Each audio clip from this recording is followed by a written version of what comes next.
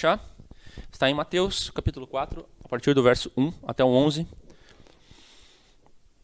Então diz assim: Então o Espírito levou Yeshua ao deserto para ser tentado pelo adversário. Depois de Yeshua ter jejuado durante 40 dias e 40 noites, sentiu fome. O tentador se aproximou e lhe disse: Se você é filho de Deus, ordene que essas pedras se transformem em pães. Mas ele respondeu, o Tanakh diz: O homem não vive somente de pão, mas de toda a palavra que procede da boca de Adonai. Então o adversário o levou à cidade santa e colocou no ponto mais alto do templo. Se você é o filho de Deus, disse: Pule, porque o Tanakh diz: Ele ordenará aos anjos que se responsabilizem por você. Eles o sustentarão com suas pedras, para que você não fira os pés nas pedras. Yeshua lhe respondeu: Mas ele também diz: Não ponha Adonai seu Deus à prova. Mais uma vez, o adversário o levou ao cume de uma montanha extremamente alta, mostrou-lhe todos os reinos do mundo em toda a sua glória. Ele disse: Se você se ajoelhar e me adorar, eu lhe darei tudo isto. Yeshua lhe disse: Retire-se, Satã, porque o Tanakh diz: Adore Adonai seu Deus e sirva somente a ele. Então o adversário o deixou e os anjos vieram e o serviram. O breve comentário de hoje é justamente sobre esse trecho que acabamos de ler.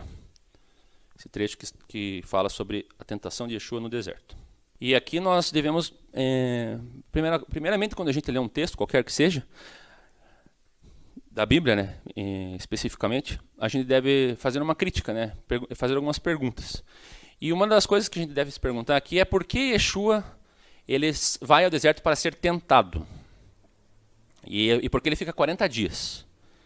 Nós vemos que, por exemplo, Moisés também ficou 40 dias no deserto. No deserto não, no Monte Sinai, que ficava no deserto, mas ele vai ao monte e fica 40 dias.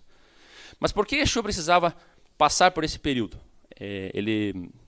Acaso ele vai ser consagrado, ele vai passar por um período de consagração, um período de isolamento para ficar mais próximo do Eterno, para se preparar, para dignificar ele, para começar o seu ministério? Então são essas as impressões que nós poderíamos ter numa passagem como essa. Mas se a gente perceber as respostas que Yeshua dá para Satã, para as coisas que Satã fala a ele, né? Nós vemos que ele cita o Tanakh como resposta. E Satã também cita as Escrituras, mas Yeshua ele cita aqui, né, na Bíblia, o David Stern ele fala que ele citou o Tanakh, mas na verdade de forma mais específica ele cita a Torá e mais específica ainda ele cita Devarim, o livro de Deuteronômio. E é justamente nessa e as passagens elas estão próximas aqui, as respostas que ele dá. Ele cita Devarim entre 6 a 10. É o trecho muito próximo da paraxá que nós estamos hoje. Então, a primeira coisa que Satã coloca para Yeshua, e aliás era o que Yeshua começa, né, no texto ali, ele sentindo fome, como diz assim, né? Então, foi conduzido Yeshua pelo Espírito ao deserto para ser tentado pelo diabo. E tendo jejuado 40 dias e 40 noites, depois teve fome.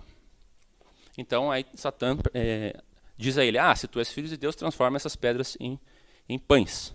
E aí ele responde: mas não só de pão viverá o homem, mas de toda a palavra que sai da boca de Deus. Então aqui é uma citação de uma passagem bem específica dessa paraxá dessa semana. Veja lá o que diz em Deuteronômio 8, verso 3. Agora olha só que interessante. Olha o contexto de quando Moisés fala aos filhos de Israel. Essa passagem que Yeshua cita. E te humilhou e te deixou ter fome, e te sustentou com maná, que tu não conheceste, nem teus pais conheceram, para te dar a entender que o homem não viverá só de pão, mas de tudo que sai da boca do Senhor viverá o homem. Então aqui a gente entende que é um contexto específico no qual o povo de Israel particularmente passou. Que Deus fez com que o povo de Israel passasse fome e foi humilhado.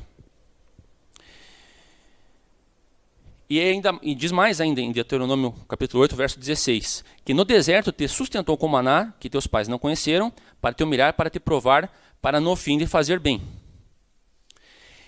Se nós pensarmos a nível de povo de Israel, nós também vamos ver que Israel fica 40 anos no deserto.